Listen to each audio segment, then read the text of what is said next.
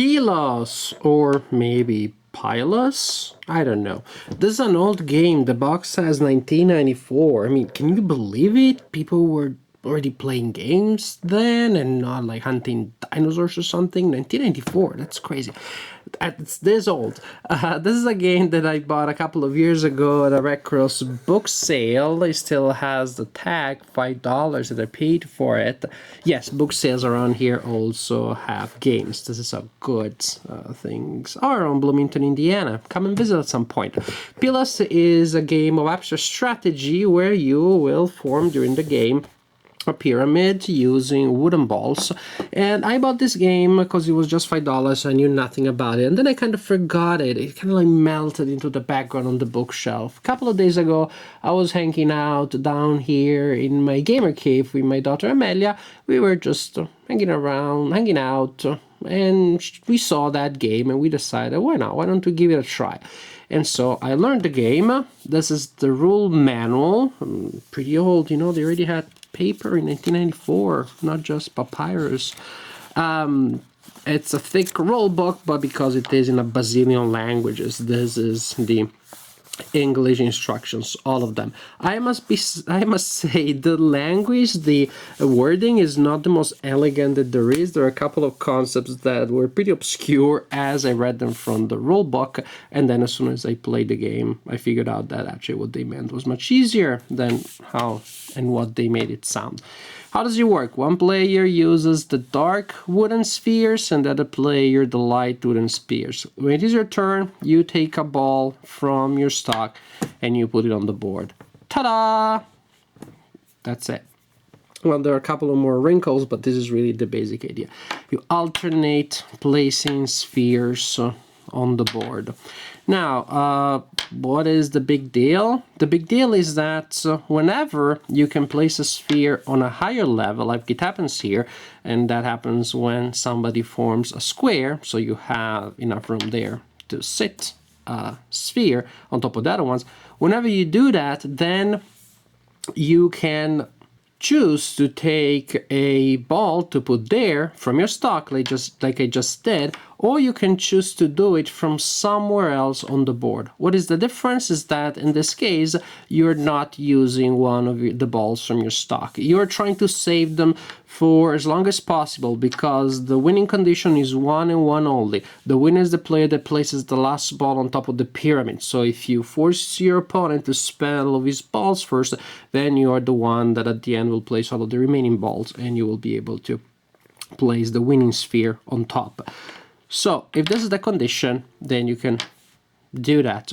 Of course, you may be in a situation where you do not have another ball that is available for removal, and that is when you need to use a ball from your stock. When you're moving balls around because of these special moves, of course, it has to be balls that are not supporting other balls. You can't destroy pyramids. In this case, for example, the pyramid miraculous stayed there, but that's not legal. So do not move balls if they have other balls on top.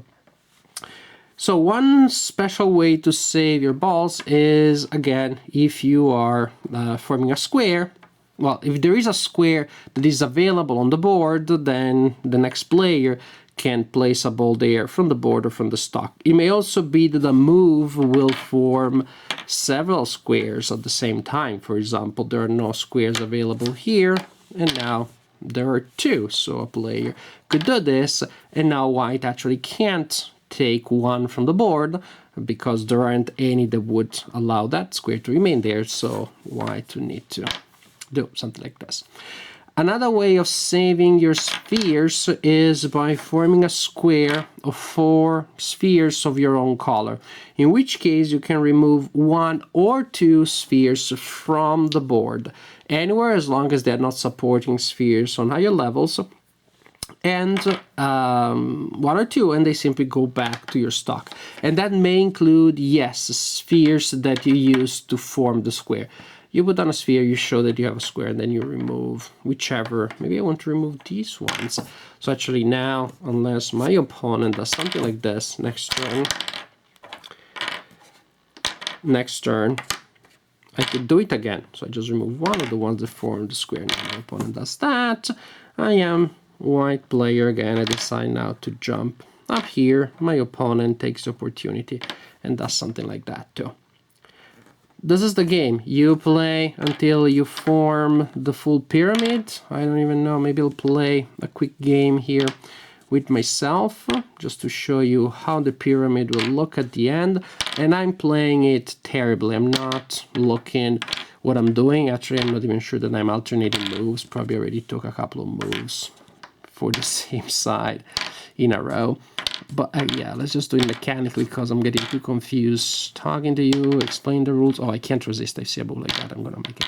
So at the end, the game will look like this. So as you can see, if you're the last player with balls in there, with spheres in their stock, you are the player that manages to put the last sphere on top. And ta-da, you win the game. In this case, Dark won the game. And this is how the game looks at the end. I read online that some people are using this as a sculpture, and I can totally see that. If I had enough room in my campus office, I would keep this in my office on the desk, if my desk was big enough to have this, and also to have room to, like, you know, do the stuff that you do with a desk, like write down stuff and stuff. But it's beautiful. It really looks beautiful. It just looks like a sculpture, and if you wanted to change the pattern just to make it look prettier, by all means. Then, of course, not only do you have a sculpture there, but you also have a game. A game that, however, has spheres, which means that these spheres will tend to run quite easily. Just as I was trying to disassemble it, I was doing it a little faster than I would usually do it. Because I feel under pressure, you're watching me. Two of the spheres that I was playing with already fell. Oh gosh, then I'll just get up and pick them up. Playing with children, there is that the challenge that spheres will fall from the board, fall from the table, run under furniture. And, well, then you need to debate who is it that will get up and get them. Of course, the parents, most of the times. But this is the game. Now, the game is an abstract game, which is super simple, super elegant. Actually, there is an extra rule that if you want, you can incorporate sort of the advanced version that says that if you form a line of 4 squares of your own color, it has to be an orthogonal line, or 4 spheres of your own color at level 1, or 3 a level 2 of the pyramid, then you get to remove 1 or 2 spheres from the board. Same effect as you have in the basic game when you have 4 spheres of your color.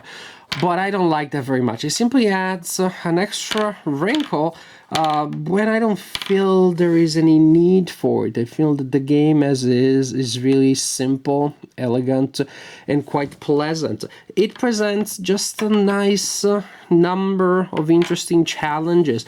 The optimal strategy would be, of course, to form squares, but of course, as soon as you form a square, then the opponent may take advantage of it. So you may want to form a square, meaning to create the possibility for an higher level when the opponent doesn't have any unlocked spheres, any sphere that is that the opponent would be available to transfer because all of their spheres are locked under other spheres.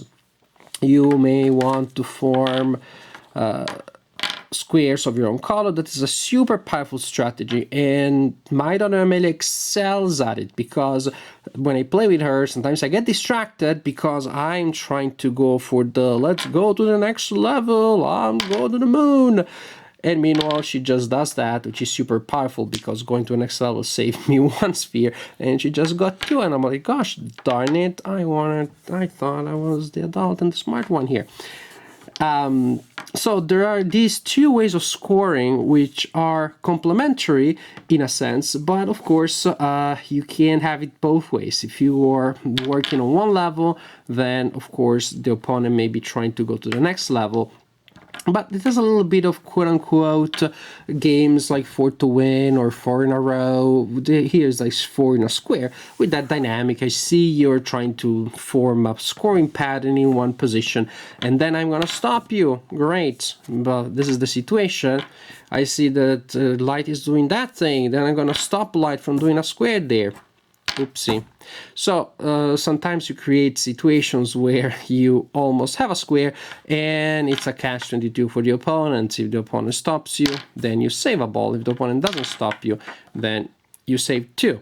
So the trick is try to prevent the opponent from setting up such situations and do that to the opponent. So in its simplicity, it's one of these abstract games that relies on a super simple core engine, but then it has a lot of subtleties and other strategic elements that reveal themselves at a repeat play. And really part of the joy, part of the fun of this game is precisely to discover all those wrinkles. And sometimes you get, like it happens with abstract games, in this little bit of like zen situation in which you're just seeing shapes and proportions and colors and patterns. Usually I prefer games that have a theme, and the stronger the theme, the better, but I can take a detour from those and enjoy some simple linear games. This is one such game. Super simple rules, but pretty engaging gameplay. A game that can be played definitely with children. The box says that the game is suitable for games 8 year or older. Maybe in 1994, children were that dense. Now children can play this game. Children that are 4 or 5 can definitely play this game and can play it pretty well. Maybe not master it entirely, but they can hold their own, trust me. My little family is pretty good at this game, actually. So, Pylos or Pylos, a discovery that took me a while to really discover. Picked it up years ago, never played it. I'm glad I finally pulled it from the shelf and decided out of the blue to give it a try because it's a fun game. It's fun to play. The components with the small miners that roll quite easily. It just fell.